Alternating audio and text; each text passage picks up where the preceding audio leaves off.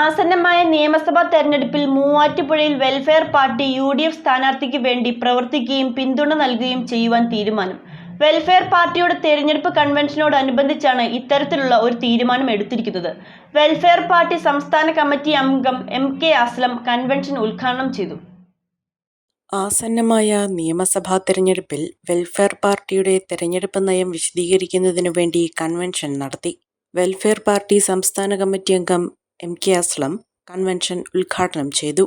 UDF എന്ന് പറയുന്ന ആ ഒരു മുന്നണിക്ക് നമ്മൾ മൊത്തത്തിൽ അധികാരത്തിൽ വരണം അവർ എന്ന് ആഗ്രഹിക്കുമ്പോഴും പ്രവർത്തിക്കുമ്പോഴും BJP അധികാരത്തിൽ വരാൻ പാടില്ല എന്നതും നമ്മുടെ പാർട്ടിയുടെ തീരുമാനമാണ് എന്നുകൂടി അറിയിക്കാൻ ആഗ്രഹിക്കുകയാണ്.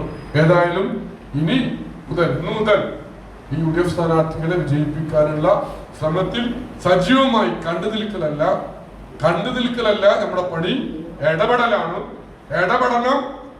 ഇടപെട്ട് UDF സ്ഥാനാർത്ഥികളെ വിജയിപ്പിക്കണം. യോഗത്തിൽ മണ്ഡലം പ്രസിഡന്റ് നജീബ് VK അധ്യക്ഷത വഹിച്ചു. വെൽഫെയർ പാർട്ടി ജില്ലാ president Samad Nedumbassery, DCC vice president KM Pareed, Muslim League സംസ്ഥാന സെക്രട്ടേറിയറ്റ് അംഗം KM Abdul Majeed, welfare party മണ്ഡലം സെക്രട്ടറി അൻവർ TU, ജില്ലാ കമ്മിറ്റി അംഗം Younus MA, municipal committee president Abdul Salam PK എന്നിവർ പങ്കെടുത്തു.